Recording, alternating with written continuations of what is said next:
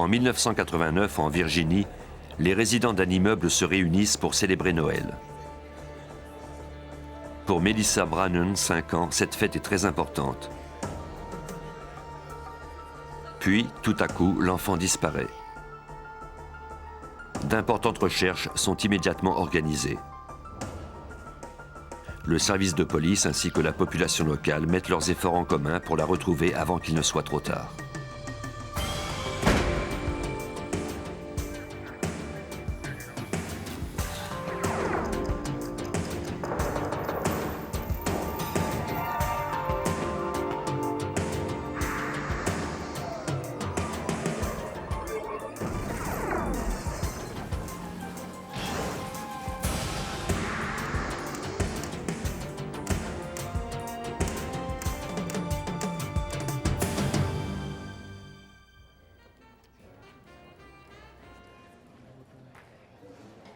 Le 3 décembre 1989, les résidents du complexe d'appartements Woodside à Lorton, en Virginie, se réunissaient lors de leur soirée du temps des fêtes.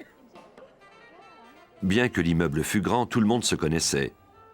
La majorité des activités organisées étaient axées sur le thème de la famille. Les enfants adoraient participer à cette fête car ils y recevaient des cadeaux.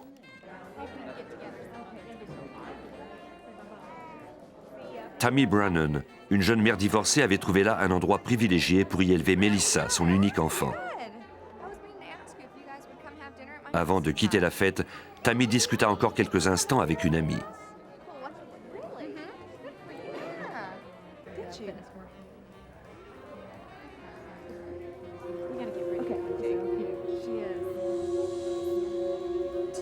Melissa échappa à son attention pendant quelques secondes.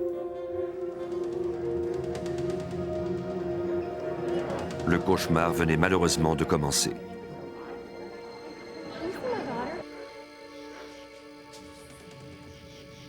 Melissa? Melissa avait disparu. On avisa immédiatement le service de police de Fairfax County. Le détective Bill Wilden promit à Tammy de faire tout en son pouvoir pour retrouver l'enfant. Les agents questionnèrent tous les invités. Personne ne se rappelait avoir vu Melissa quitter les lieux, ni même s'approcher de la porte de sortie. Richard Rappaport, le responsable des recherches au service de police de Fairfax, prêta main forte au détective Wilden pour organiser les recherches. C'est lui qui se chargerait de l'enquête.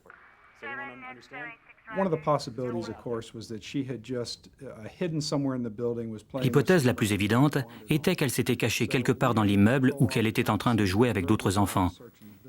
Les agents ont donc commencé par fouiller l'immeuble en entier puis les environs. Cette nuit du 3 décembre était très froide. Je crois qu'une enfant de 5 ans sans vêtements chauds n'aurait pas survécu dehors tellement il faisait froid.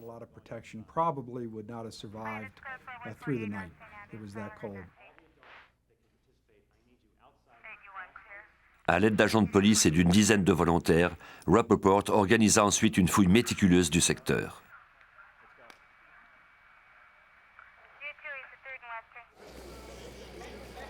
Ils se mirent immédiatement au travail. À eux se joignirent une centaine de voisins, d'autres policiers, ainsi que des militaires dont la réserve était située à Fort Belvoir. La plupart des volontaires étaient eux-mêmes parents. Ils n'avaient qu'un seul but, retrouver au plus vite Melissa. Ils espéraient retrouver l'enfant égaré dans la forêt et appelant sa mère à l'aide.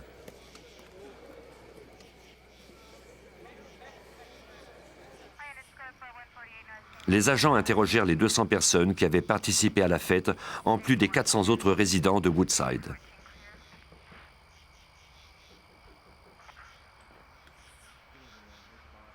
Il y avait plusieurs appartements, mais la plupart des locataires connaissaient la fillette.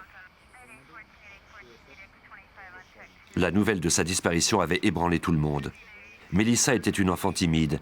Il était peu probable qu'elle soit partie sans le dire à sa mère, et encore moins avec un inconnu. Le détective Wilden interrogea longuement Tammy. Il lui demanda si elle avait déjà eu le moindre conflit avec des voisins ou un de ses employeurs. Tammy était comptable. Elle avait de bonnes relations avec son entourage. Elle vivait dans cet immeuble depuis qu'elle avait divorcé de son mari au Texas 3 ans plus tôt. Elle avait dû s'adapter à sa nouvelle vie de mère seule, mais avait conservé de bons rapports avec son ex-mari. Les détectives remarquèrent une fenêtre ouverte dans la salle des fournaises. L'expert Jim Gogan fut appelé pour y jeter un coup d'œil. L'emplacement de la porte d'entrée obligeait les gens à sortir de l'immeuble en se frayant un chemin parmi les invités. La seule autre option était d'emprunter le couloir qui menait aux toilettes ou de sortir par la salle des fournaises. C'est précisément à cet endroit que nous avons découvert une fenêtre ouverte. Nous en avons donc déduit que c'était par là qu'on avait sorti la fillette de l'immeuble.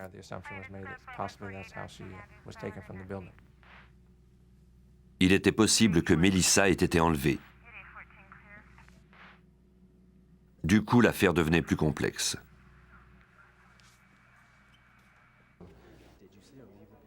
Les agents poursuivirent les interrogatoires. À maintes reprises, des invités mentionnèrent que le concierge de l'immeuble avait eu un comportement étrange au cours de la soirée. Des résidentes avaient été choquées par les avances sexuelles explicites de Caleb Hugues.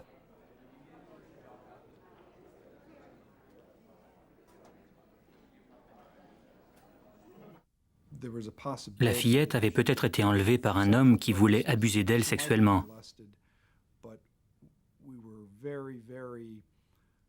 Nous espérions la retrouver avant que sa vie ne soit en danger.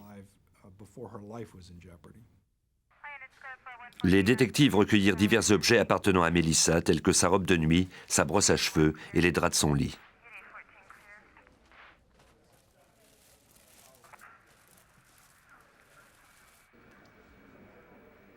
Pendant ce temps, d'autres policiers poursuivaient l'interrogatoire des invités. Le nom de Caleb Hugues fut mentionné à plusieurs reprises.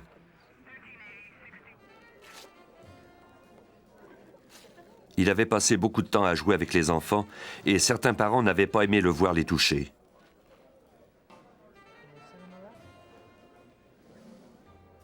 Il y avait quelque chose de profondément dérangeant dans son comportement.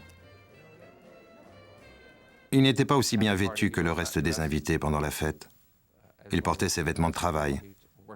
Il a bavardé avec des résidents qu'il connaissait un peu, puis il a passé du temps à parler avec la mère de Melissa. Il lui a offert d'emmener la fillette avec d'autres enfants aux toilettes, si jamais ils avaient besoin d'y aller.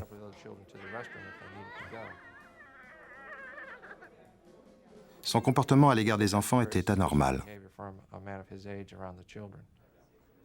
Les policiers essayèrent de joindre Hugues par téléphone avant de se rendre directement chez lui. Sa femme déclara qu'elle n'avait pas la moindre idée de l'endroit où il se trouvait. Il avait quitté la fête peu avant notre arrivée. Il vivait à seulement 6 km de l'immeuble. Pourtant, cela nous a pris plusieurs heures avant de pouvoir lui parler parce qu'il n'était pas encore rentré.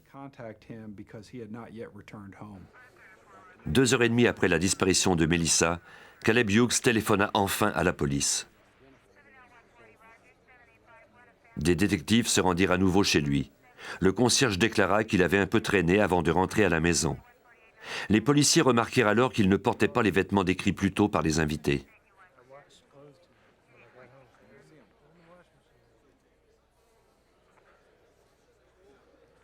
Hugues les avait mis dans la machine à laver avec une paire de chaussures de course, une ceinture de cuir et un étui de couteau.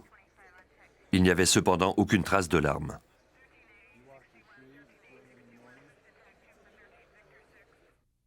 Personne ne savait ce qu'il avait fait pendant ces quelques heures. Il était rentré au beau milieu de la nuit alors que sa famille dormait. Pourquoi donc avait-il ressenti ce besoin de laver ses vêtements, et en particulier ses chaussures? C'était plutôt étrange. Cela n'a fait qu'amplifier nos soupçons.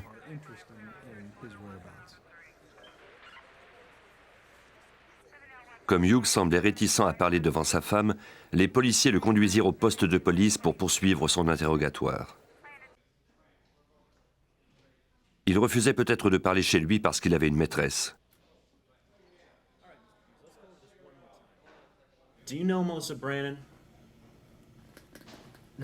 Mais à la grande surprise des détectives, Hugues n'avait pas d'alibi. Il déclara ne pas connaître Melissa Brannen. Il avait traîné en route après s'être acheté 6 bières, puis avait décidé de laver ses vêtements une fois rentré à la maison.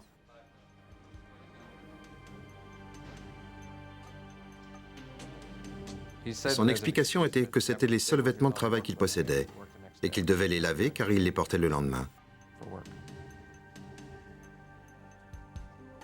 Après plusieurs heures d'interrogatoire, Hugues était toujours évasif. Le détective Wilden fut forcé de lui donner congé, même s'il était convaincu que le concierge mentait.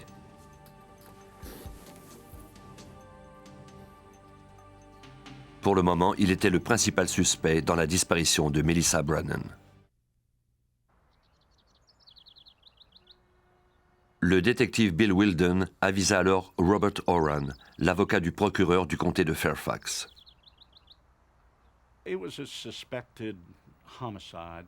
Tout portait à croire qu'il s'agissait d'un homicide. Le suspect avait pourtant réagi d'une façon très étrange.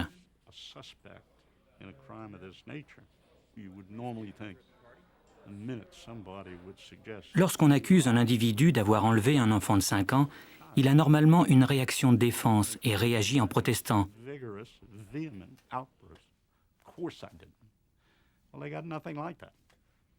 Mais Hugues n'a pas eu cette réaction. Il a même mis Wilden au défi de le prouver. Son comportement était vraiment suspect.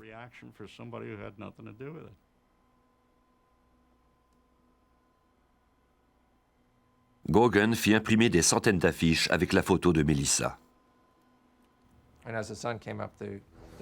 Quand le soleil s'est levé, les battus se sont poursuivis vers le sud et sur l'autoroute. Des soldats fouillaient les bois près du chemin de fer. Nous avons essayé d'imaginer des lieux où elle pouvait se trouver.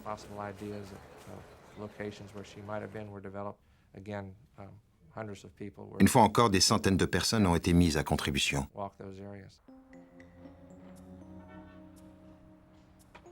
La voiture que Hugues avait utilisée le soir de la disparition de Melissa appartenait à sa femme.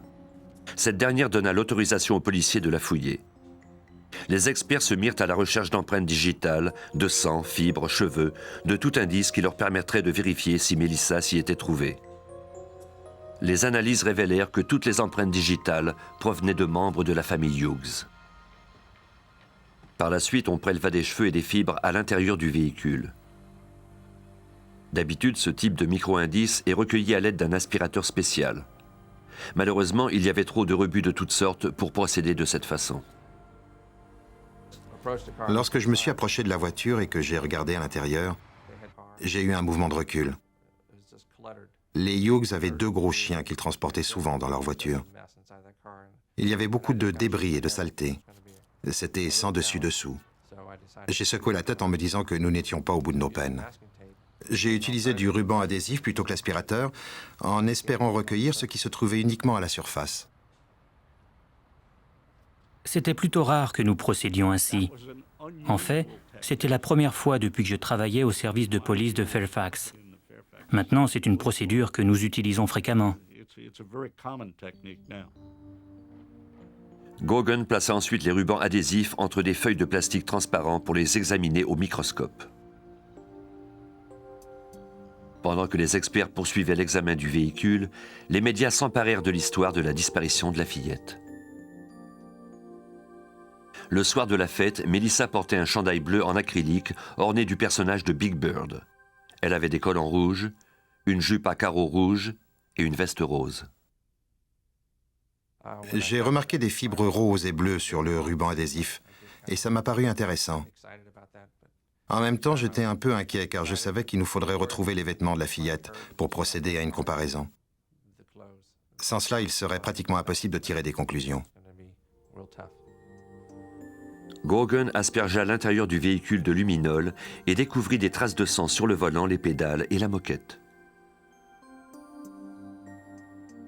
Lorsqu'on soumet une partie traitée au luminol à un éclairage spécial, les taches de sang deviennent fluorescentes. Ce produit est très utile pour retrouver des traces de sang, mais il peut cependant détruire certaines marques génétiques de l'échantillon. Lorsque j'ai vaporisé le produit sur le volant, j'ai obtenu une réaction chimique. La même chose sur les pédales. J'ai ensuite recueilli le sang à l'aide d'un coton-tige. Hugues avait lavé ses chaussures, mais les experts du laboratoire parvinrent tout de même à déceler des taches de sang sur les semelles. Lorsque les policiers m'ont remis les vêtements du suspect, j'ai remarqué des entailles sur ses semelles et j'ai tout de suite trouvé ça louche. Le lien était facile à faire. Il avait tailladé ses semelles et comme par hasard, j'avais trouvé du sang sur l'accélérateur de sa voiture. Caleb Hugues avait-il tenté de dissimuler des preuves pour ne pas être associé à un crime aussi crapuleux? Après la découverte de sang dans la voiture du suspect, les détectives espéraient obtenir une confession de Hugues. Ils lui demandèrent de passer le test du détecteur de mensonges. Ce dernier ne parvint jamais à expliquer la présence d'entailles récentes sur ses semelles, ni où il se trouvait pendant les 2h30 entre son départ de l'immeuble et son arrivée à la maison. Il n'a jamais donné d'explication. Il ne faisait que répéter qu'il avait traîné en chemin. C'est tout ce que nous avons pu en tirer. Lors du test de détecteur de mensonges, Hugues nia avoir tué Melissa, mais l'expert Rick Daniel sut qu'il mentait. On lui a montré des photos. Il a nié formellement avoir vu cet enfant. Il a nié la connaître.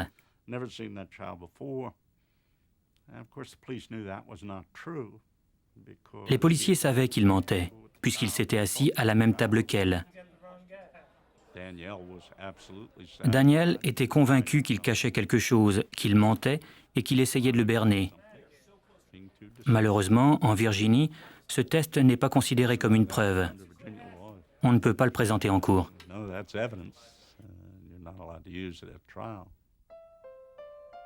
Les détectives étaient convaincus de la culpabilité de Hugues.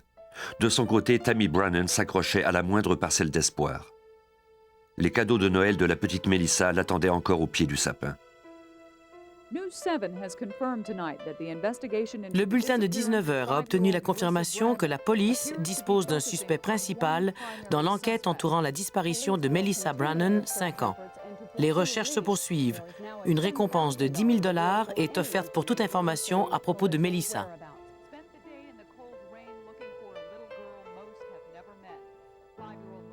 L'attente était insupportable pour Tammy Brannen et ses parents. La disparition de la fillette avait plongé la petite localité dans le désarroi pour la seconde fois.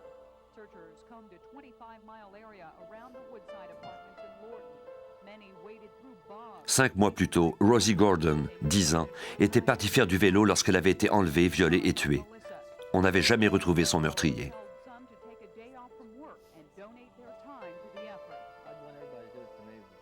La mère de Rosie ne tarda pas à apporter son soutien à Tammy Brannen.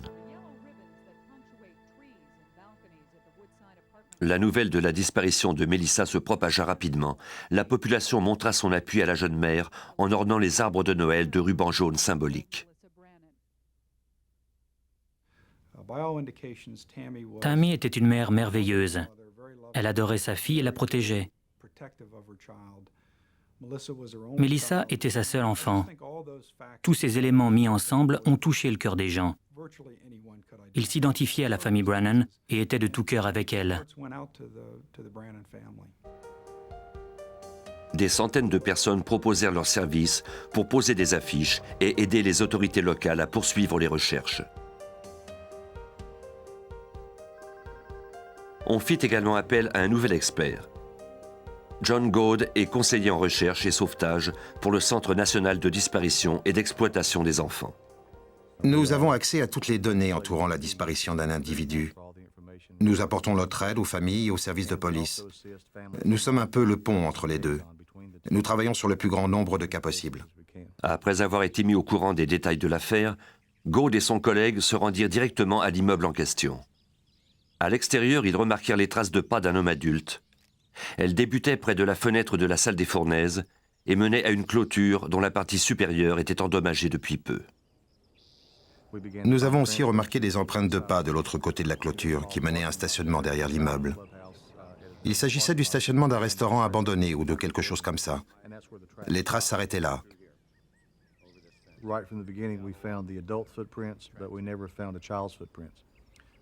Il n'y avait cependant aucune empreinte d'enfant. S'il s'agissait du ravisseur, et nous avions de bonnes raisons de le croire, Cela signifiait que la petite Melissa avait été transportée de la fenêtre jusqu'à son véhicule. Mais où Hugues avait-il pu la conduire? Les détectives eurent un coup de chance en interrogeant la femme du suspect. Elle le soupçonnait de traîner après le travail et lui avait interdit de le faire. Elle préférait qu'il rentre directement à la maison. À l'insu de son mari, elle avait noté le kilométrage de la voiture. Le lendemain, lorsqu'elle a vérifié le compteur, elle a constaté qu'il avait fait 20 km de plus que d'habitude. Cela nous donnait une bonne indication de la distance qu'il avait parcourue la nuit du 3 décembre. Nous avons noté l'emplacement de l'immeuble du sud de Fairfax County, où la disparition avait eu lieu, et celui de la résidence de Hugues, dans la partie nord de Prince William County. Puis, nous avons utilisé une ficelle équivalent à 20 km linéaires à l'échelle de la carte. Nous avons attaché ensemble les deux extrémités de la corde et les avons fixées aux épingles. Avec un crayon, nous avons délimité un espace de sorte que n'importe quel point à l'extérieur de la corde se trouvait être à la limite du territoire où on a effectué des recherches le 8 décembre.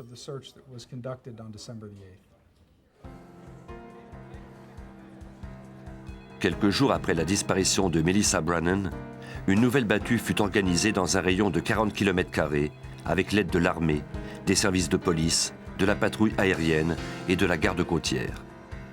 Au total, 500 volontaires avaient accepté d'y participer. Nous disposions de plusieurs dizaines d'équipes qui comptaient chacune des policiers d'expérience, des civils et des militaires. Ils effectuaient des recherches méthodiques dans des secteurs bien définis.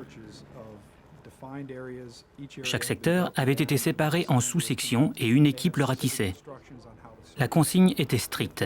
Si quelqu'un trouvait le moindre indice, il devait le noter et surtout ne pas y toucher. Nos équipes d'experts judiciaires devaient ensuite se rendre sur les lieux et examiner les indices. At this point, we've not found anything today that puts us any closer than we were this morning. La déception pouvait se lire sur le visage des volontaires. Certains soirs, je rentrais à la maison et ma femme et mes enfants avaient entendu parler du cas au journal télévisé. Mes enfants me demandaient « Papa, est-ce qu'ils vont retrouver la petite fille? Quand allez-vous la retrouver ?» Je suis convaincu que tous nos agents de police avaient la même conversation avec leur famille.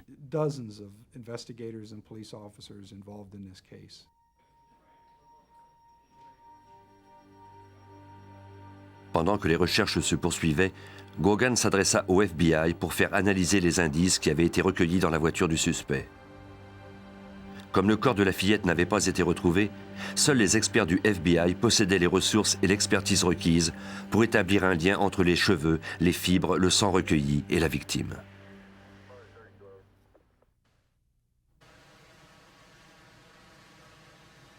L'agent Doug Diedrich du service des micro-indices du FBI était chargé d'examiner les éléments que lui avait apportés Gogan.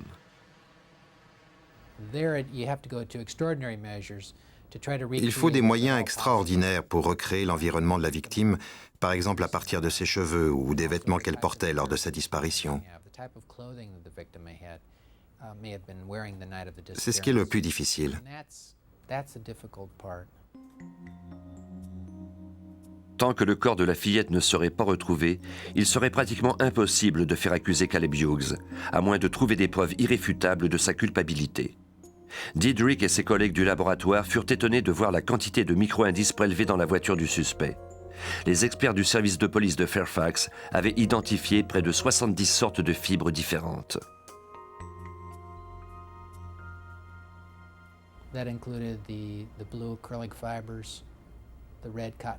Cela incluait des fibres d'acrylique bleu, des fibres de coton rouge, des poils de lapin noir et, je crois, 2 ou 3 cheveux. Cela peut sembler peu, mais c'était monumental. De leur côté, les agents du FBI commencèrent leur propre enquête. Lorsque Caleb Hugues fut déclaré comme étant le seul et principal suspect, les médias s'emparèrent de l'affaire. Hugues n'a pas encore été accusé, mais il fait l'objet d'une surveillance continuelle du FBI. Les agents fédéraux, qui travaillent de concert avec la police de Fairfax, ont perquisitionné la résidence louée par le concierge. Ils ont découvert plusieurs objets qui ont été envoyés au laboratoire du FBI afin de voir s'ils ont un lien avec la victime. Les agents fédéraux ont refusé de faire des commentaires. Grâce à l'entrée en scène du FBI, l'autorité du grand jury prévalait sur celle de la police locale. Par conséquent, Hugues dut se soumettre à des analyses de sang et à d'autres tests judiciaires. Sans le grand jury, la police de Fairfax n'aurait jamais disposé d'autant de pouvoir. Lors d'entrevues télévisées, Hugues se plaignait du fait que sa vie avait été ruinée par cette intrusion. Les détails d'un passé difficile commencèrent à émerger. Hugues avait été élevé dans un milieu dysfonctionnel où l'on maltraitait les enfants. Il avait des antécédents de délinquance juvénile et consommait de la drogue et de l'alcool depuis plusieurs années. De plus, il avait une attirance envers les enfants. En tant qu'adulte, il avait été accusé de vol simple et de vol de voiture. Il avait également été reconnu coupable d'avoir entraîné un mineur à commettre des actes de délinquance. Nous avons découvert qu'il passait beaucoup de temps avec les enfants. Aucun d'entre eux n'était aussi jeune que Melissa. Il s'agissait plutôt de jeunes adolescents.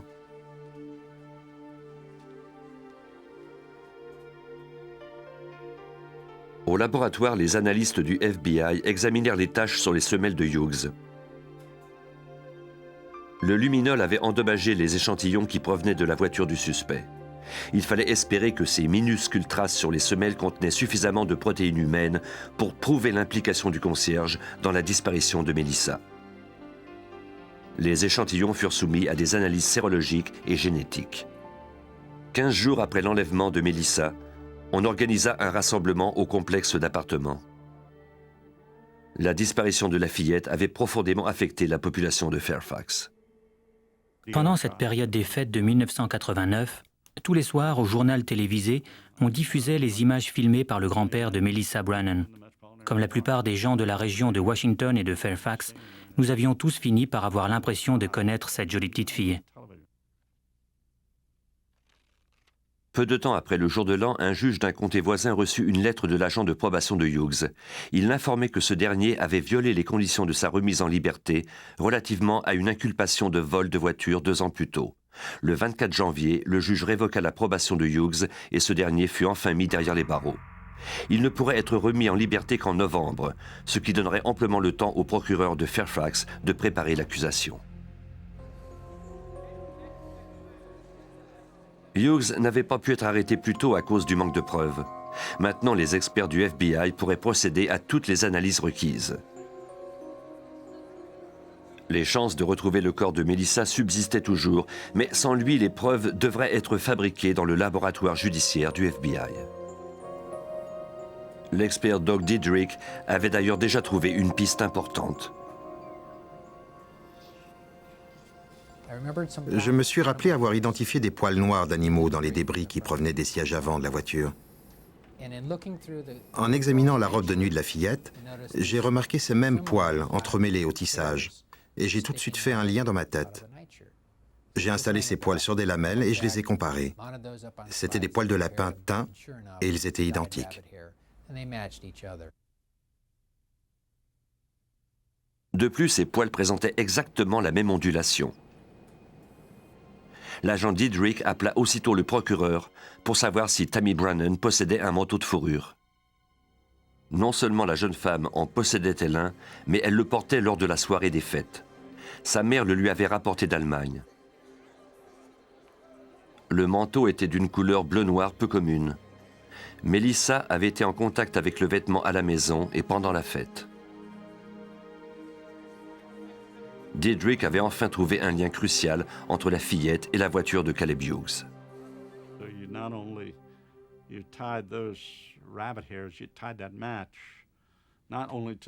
Ces poils nous permettaient de relier entre eux le manteau de la mère, la robe de nuit de l'enfant et la banquette avant de la voiture du suspect. Les semaines passèrent et le nom de Melissa disparut des médias. La vie avait repris son cours à Fairfax County, même si Tammy Brannen n'avait pas encore retrouvé son enfant.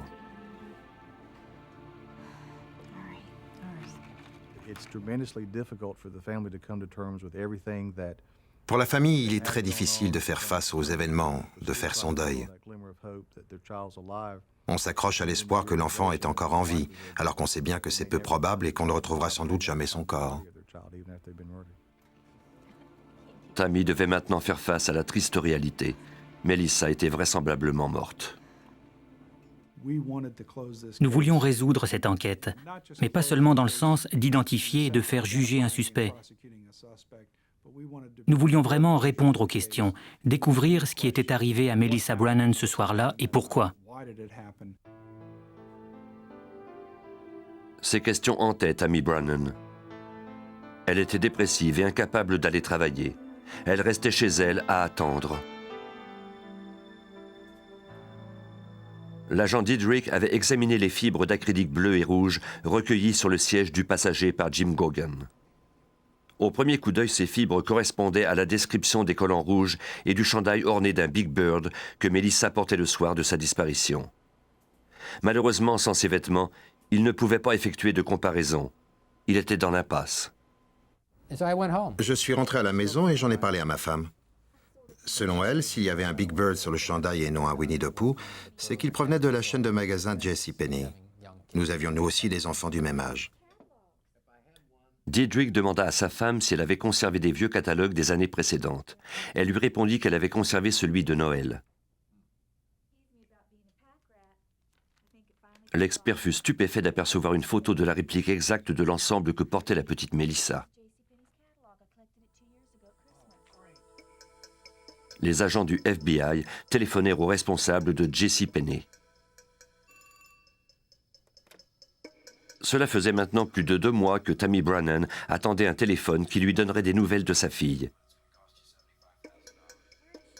Puis, de façon inattendue, la sonnerie se fit entendre.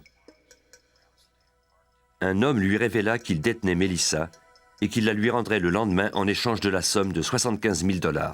Sinon, avait-il dit, sa fille en subirait les conséquences.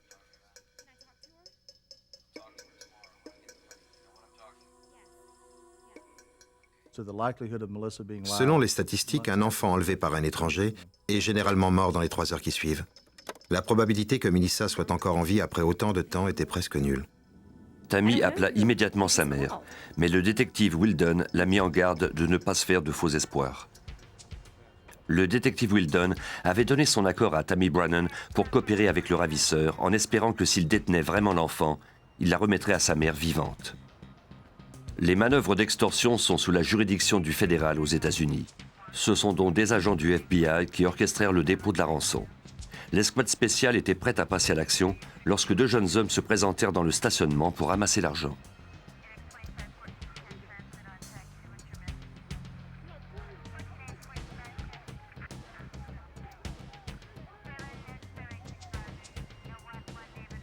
Ils furent arrêtés sur le champ. Mais détenait-il vraiment Melissa? L'information fournie lors de l'appel téléphonique était si vague et générale qu'elle pouvait aussi bien provenir d'un bulletin télévisé que d'un journal. En général, lorsqu'un ravisseur demande une rançon, il détient des informations très précises qu'il est le seul à connaître, ou tout au plus qu'il partage avec certains enquêteurs seulement.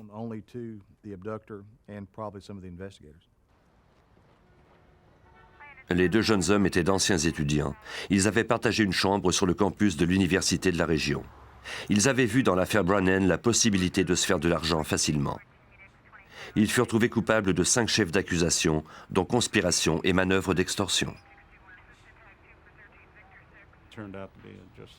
C'était un canular de très mauvais goût. C'était vraiment horrible de penser que quelqu'un pouvait délibérément faire souffrir une mère ainsi.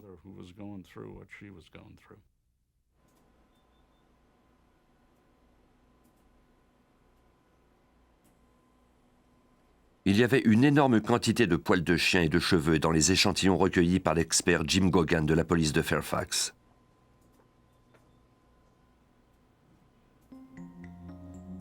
Les experts du FBI trièrent minutieusement tous ces micro-indices et découvrirent enfin un cheveu différent de tous les autres.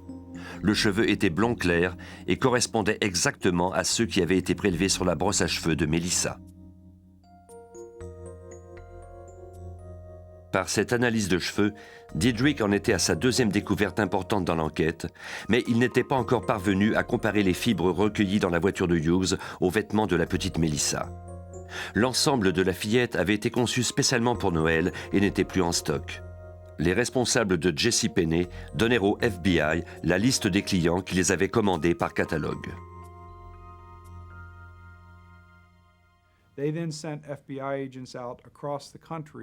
Des agents du FBI se sont ensuite dispersés aux États-Unis pour repérer des gens qui possédaient encore cet ensemble avec le dessin de Big Bird acheté par le biais du catalogue de JCPenney. Finalement, ils ont trouvé une famille. Avec ces vêtements en main, les experts pourraient sans aucun doute constituer une preuve solide. Les agents du FBI demandèrent à la famille de faire parvenir les vêtements au laboratoire judiciaire de Washington. On préleva des fibres rouges de la jupe de coton et des fibres bleues du chandail en acrylique.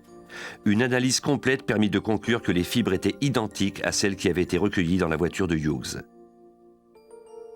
Et il y avait également d'autres fibres, comme ces fils jaunes qui provenaient du motif de la jupe. Tout était parfaitement identique. Je disposais de la preuve qu'un enlèvement s'était produit.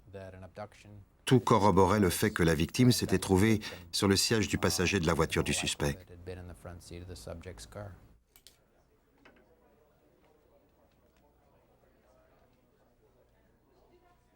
Grâce à ces nouvelles preuves, la poursuite pouvait désormais procéder à la reconstitution des événements.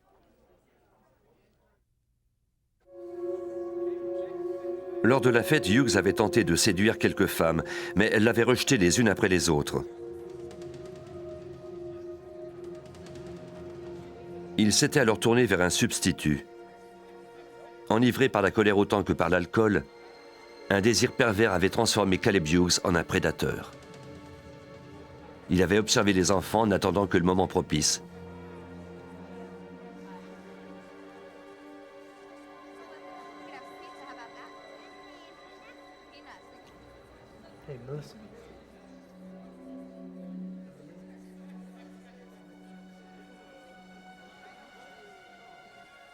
Dès qu'il en avait eu l'occasion, il avait saisi la petite Melissa Brannen.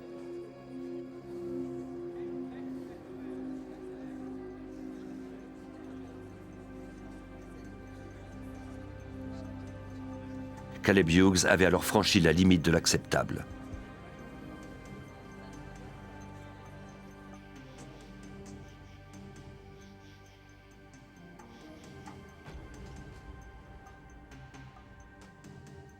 L'analyse des vêtements constituait une preuve solide et permettrait à coup sûr de garder ce meurtrier derrière les barreaux.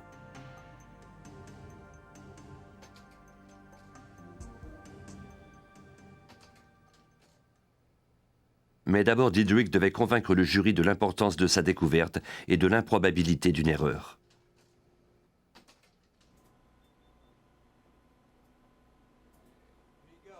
Il demanda à ses collègues de lui prêter tout vêtement fait d'acrylique bleu qu'il possédait. Il en recueillit plus d'une centaine. L'objectif était de vérifier si les fibres recueillies dans la voiture de Hugues pouvaient ressembler à l'un de ses vêtements. La réponse était non.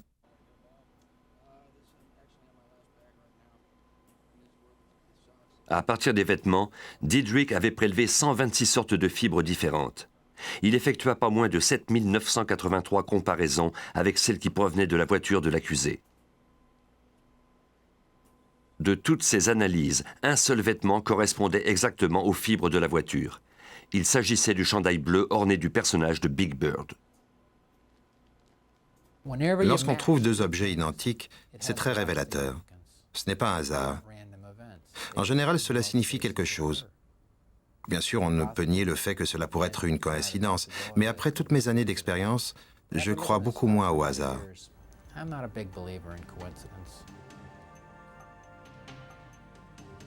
3 semaines avant le procès, les détectives terminaient leur enquête lorsqu'un événement inattendu se produisit.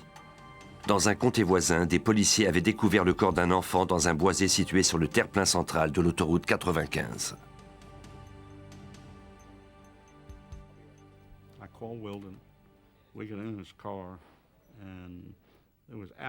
J'ai appelé Wilden. Nous sommes partis à bord de sa voiture. Nous étions sûrs que c'était ça. Hugues connaissait très bien ce secteur. Il y avait déjà passé du temps. J'étais convaincu d'être sur la bonne piste. Ce terre-plein était large et densément boisé. Cela aurait été probablement très facile pour Hugues de garer sa voiture sur le côté de l'autoroute et de cacher le corps dans cette végétation très dense. Les chances de trouver quelque chose ensuite étaient minces. Les policiers croyaient avoir découvert le corps de Melissa près de l'autoroute 95.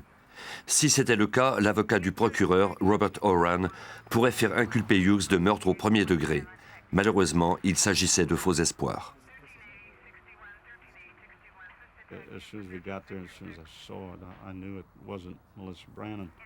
Dès que nous sommes arrivés sur les lieux, j'ai regardé les ossements et j'ai su que ce n'était pas Melissa Brannen.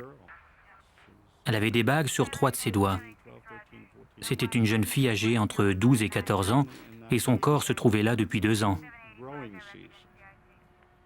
La jeune fille ne fut jamais identifiée. Près d'1 an après la disparition de Melissa, Hugues fut enfin accusé de son enlèvement par le grand jury. Il fut transféré de la prison de Prince William à celle de Fairfax County. Oran avait retardé son accusation le plus possible dans l'espoir qu'on finisse par retrouver le corps de la fillette.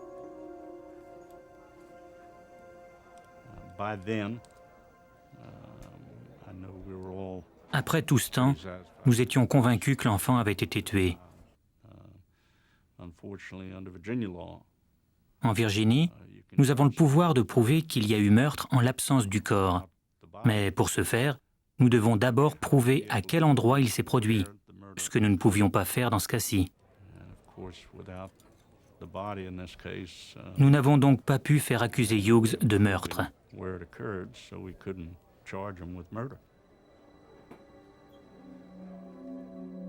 Le chef d'accusation le plus grave qu'on pouvait porter contre lui était enlèvement avec intention d'abus sexuel.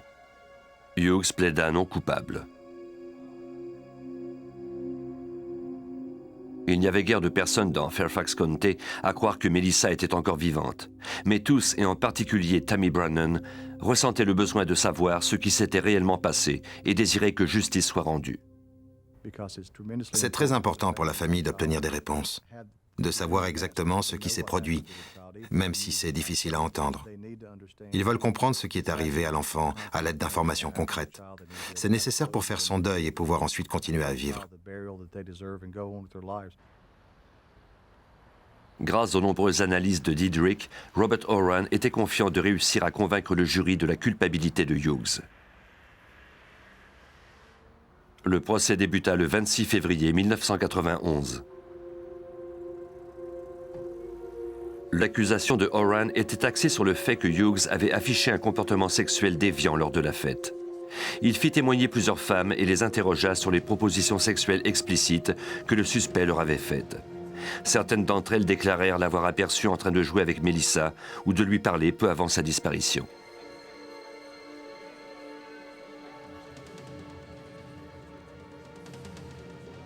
Le fait qu'il ait tenté de cacher des preuves en lavant ses vêtements, sa ceinture de cuir et ses chaussures était également suspect. De plus, il n'était jamais parvenu à expliquer d'une façon crédible les entailles sur les semelles de ses chaussures, ni l'emploi de son temps au cours des 2h30 qui s'étaient écoulées entre son départ de la fête et son arrivée chez lui. La défense devait expliquer ce qui s'était produit pendant ce laps de temps. Ils n'y sont jamais parvenus. S'ils y étaient parvenus, ils nous auraient porté un coup fatal. Nous n'aurions certainement pas remporté la cause. Les analyses du sang sur les chaussures n'étaient pas concluantes. Cependant, la poursuite put démontrer la parfaite concordance des poils de lapin, des cheveux et des fibres recueillies. La défense riposta en déclarant qu'il ne s'agissait que de preuves indirectes. Ces preuves étaient peut-être indirectes, mais elles demeuraient tout de même incriminantes.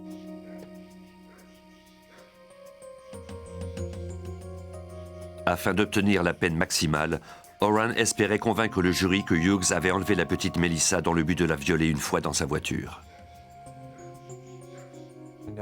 La seule façon d'expliquer le fait que nous ayons retrouvé les fibres de ses vêtements sur le siège avant était que son manteau lui avait été enlevé dans la voiture.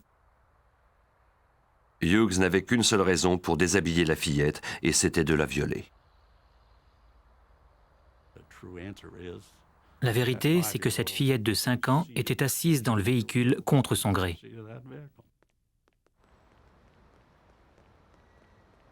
Le procès de Caleb Hugues dura 8 jours. Après 9 heures de délibération, le jury le trouva coupable de l'enlèvement de Melissa Brannen avec l'intention de la violer. Il fut condamné à 50 ans de prison. Pour la famille, c'est une affaire qui n'a pas de fin.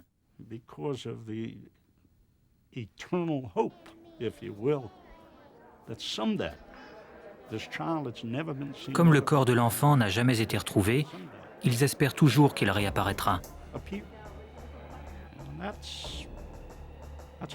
C'est très difficile pour eux.